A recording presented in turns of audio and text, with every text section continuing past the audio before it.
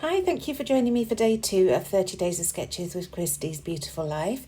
And today's sketch has been provided by the Scrappy Sisters, and it's up there in the top left-hand corner. So you can see from the sketch, it looks like they've got some mixed media areas, 3 areas on the paper, so that's what I'm starting with.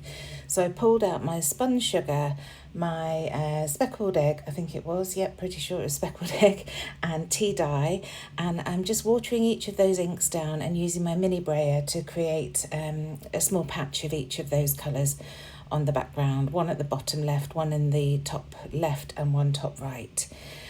Once these colours are down, I'm then going to come in with some stamps to do some stamping. I'm then going to build the layout and, as per usual, cover most of it up. The thought was there, but I definitely got carried away. I do love the finished layout, but it's quite big in the end. So the pictures I'm scrapping are of my daughter and brother-in-law, and then one of my daughter in front of the main stage at the music festival we were at last weekend. They wanted to see Amy MacDonald, a Scottish singer, and she was coming onto the main stage next. So they left us in our little area that we'd plonked ourselves down in. They went off and enjoyed Amy's set. It was really great fun. So I've just matted the 2 photos onto white cardstock just to create that lovely white border whilst I wait for the mixed media to dry on the background. And then I'm going to mat each of the photos onto 2 of the papers from the collection. And the collection I'm using today is Jen Hadfield Groovy Darlin, hence the choice of the colours that I used for the background.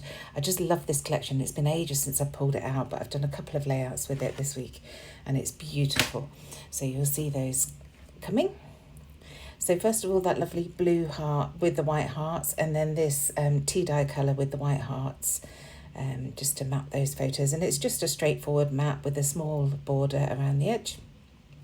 And using my big trimmer, I thought I'd give this a go. I've seen other people doing it, to trim those out. So there they are, and now I'm pulling in an Ellie Studio stamp set, and this is the Everyday Tab stamp, and it's just got loads of typefaced phrases on that work really nicely as a background. So I'm pulling out various phrases and just stamping them tone on tone on those inked patches. So you can see I started with the spun sugar on the spun sugar patch, and then the tea dye on the tea dye patch, and then the speckled egg on that patch. And I pull out 4 or 5 different word phrases. There are also some hearts that I pull out, and I just take my time adding all of these words. And I do 2nd and 3rd generation stamping sometimes as well, and sometimes I just go in, particularly with the pink and blue. They're quite subtle colours anyway, and I think the ink is running out on my blue. I should probably either re-ink or get a new pad. So I don't tend to do 2nd generation stamping quite so much with those 2 colours, but the tea dye is quite a strong colour, so I can get away with doing that with that one. So while I'm doing this, don't forget to check the description box below to see the playlist of everybody else who's playing along with 30 Days of Sketches. This is series 18. I can't believe that we've done 18 series now. I think I started around 6. But they're great fun. Everybody creates sketches specifically for the 30 days now, and then we just get to play along. I don't know if I'm going to be able to play along with every day, but I'm having fun so far, just picking and choosing some of the sketches to play along with when I can. So almost there now with the stamping. You can see I'm just going through. I think this might be EXO. I've got all sorts of different phrases on here. I've got happiness, so happy, big smiles, love this, XOXO, I think that's it, and then a string of hearts. So you can see how it's building up really nicely on the background, and I am a bit sad that most of this has been covered because it's a beautiful background. I shall have to try it again and be a little bit more restrained in my embellishing when I come to embellish over the top of it. So I felt that there wasn't quite enough pink in the pink area, so I'm just using my block, because that's what I had to hand, my stamping block, and just getting a little bit more colour laid down in that area. Almost pointless because it's almost all covered up, but you can still see a little bit of it. So coming in with a few of the last stamped images now. Sorry it takes so long, but it was worth it to create this lovely background. Maybe I should have cut some of this out. It's a little bit repetitive, isn't it? I do apologise for that.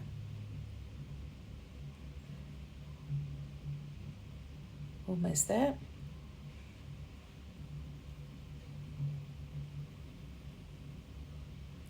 And I think that's it now. So now coming in with my photos, and this is how they're going to sit on the page.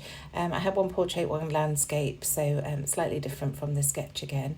And then these are all the ephemera and papery pieces that I've got from this collection. I absolutely loved this block, but I didn't like it as a block. I wanted it to be more of a title really. So I've just trimmed around the edge of that so that I can use it as a title. And it just says, when in doubt, dance it out. And I thought that was great fun.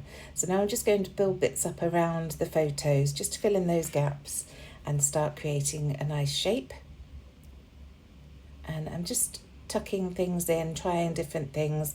I really like this piece that says admit one, which is silly really because it was a big group of us, my sister and her family and obviously my family. So, but I just thought it worked nicely. Obviously didn't need the radio bit, so just covering that up. So I'm going to get the photo stuck down so that I've got an idea of where everything else can go. And I'm quite confident that I like this little cluster that I've got going on up here. Just working out where the second photo is going to go, how much it's going to overlap over Amelia on that photo. And then using my T-square just to check, of course, that it's straight. And it was at that point I realised that I hadn't even distressed the edges. I do get carried away sometimes and think that I've already done something. So this title, I've decided that I am going to pop it up onto foam, just trimming off that other little bit that I've missed. But I just wanted to work out how it's going to sit against everything else. So this is my box of foam stickers. I'm now keeping all my different sized foam pads in the one pot, rather than reaching into different ones, because you'll see from this, quite often you need different sized foam pads to be able to pop everything up. So having them all in the one pot makes it much easier. So using some of those tiny 5mm squares, they're all Sticks 2 foam pads. They are brilliant foam pads. If you're in the UK, I'd highly recommend grabbing them. We sell them at Hey Little Magpie, or you can buy them direct from Sticks 2.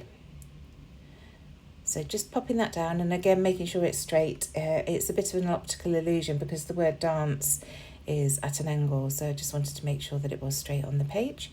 And then I've got this gorgeous butterfly that's going to overlap at the bottom there. And then I just wanted to find some other bits to build up around these photos. So I've got this sunny days ahead, which is quite funny because it poured down with rain shortly after this photo was taken. This paint swatch that says happy days, and I just thought that was really sweet to go underneath the butterfly. And it sort of gives the butterfly a grounding place. So the butterfly, I've just added adhesive to the body, and then I'm adding foam pads to either of the wings, both of the wings, either side, just to pop those up a little bit, again to add a bit of dimension there. And then I really wanted a little journaling block, and I had this piece left over. I must have cut it from a tag or something on a previous layout. So that little grid piece to the right of the bottom photo is going to hold my journaling. And then of course that tab at the top for my date. So just trying to find something so that I can bring that journaling block across to the right a little bit. I didn't like that it was in line with the ticket above it. So I'm trying this paint swatch piece that says chill out, and I will keep that on the layout, but I move it down because I realise this camera is the perfect piece. So just adding that camera there, and then that paint swatch can just go down underneath. So now I need to bridge that gap between the two paint swatches. So looking for something else here. I'm auditioning a few different pieces. They don't really work, but then I find this ticket, it's not quite wide enough, but using that and another circular element, not that piece that's there, I switched that out, and I've turned it upside down so that the flowers are on the right. So I'm using half of this circle, but I do still use that other circle that I had before. I'm going to pop it up there. It just says live happy, but I end up trimming the bottom bit off because I'm struggling to tuck it underneath the title, and then I can use that bottom piece elsewhere on the layout. So just gluing that down before I forget where it goes. And you can see how much I've built up and how little of that background you can see now, but the thought was there, hey. It's always a process, isn't it? I know people get upset sometimes when I cover up all the background, but it's just the creative process. When you haven't planned out exactly what you're going to do with the layout, you just have initial idea. This sometimes just happens. So here's another mistake that I make. This tab is really quite thin paper. It's from the Papery pack, and I pop it up onto foam pads before stamping the date, and I really should have stamped the date, and you'll see in a minute the problem that it causes me. I'm just popping that at the top there. And then I do need to glue these bits down at the bottom here.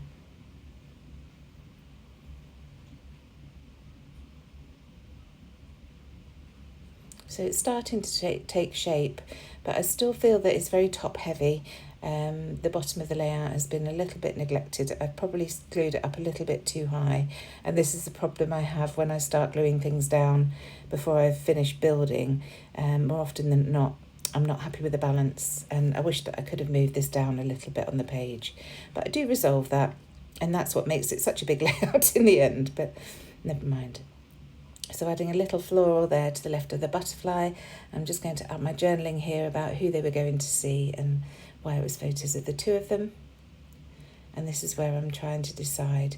So I pull my roller date stamp out to stamp the date, and you'll see it doesn't really work very well because of those foam.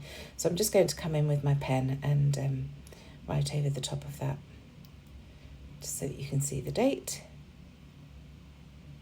And then looking through to see what else I can add.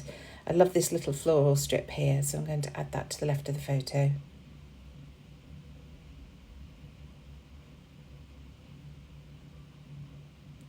And it's here that I start adding things at the bottom. So I've added that love, I think I have, I can't see on my screen, a big love piece to the bottom of the page to try and balance things out, but I think that's what I'm adding now, isn't it? But it's just too much and it looks really disjointed. So then I have to find things that are going to connect it to the rest of the layout. I love this cassette tape because obviously we're at a concert. It ends up at the top. I just pop it there for now, but I do move that shortly. But I really want to find something to tuck into that love piece just to connect it to the rest of the layout. I find this little plectrum type piece that says just go with it. So I'm going to glue that down, but I still feel like there's a funny gap above that next to the butterfly. So I move away for now and just work on the rest of the layout. I find this little tag, well, two little tags, this one here and the other one. So that bigger one, I'm actually going to trim the bottom off, and that will form the piece that goes next to that butterfly. I didn't know that at the time, but sometimes these things just happen, don't they? So just trimming that off for now, so I can get that tucked in, because I want to trail some twine down the left-hand side of the layout just to complete that left-hand side. And you can see here, this is where I'm tucking it in next to the butterfly, and that just makes me much happier that that gap is filled in, and it sort of joins everything together for me at the bottom there.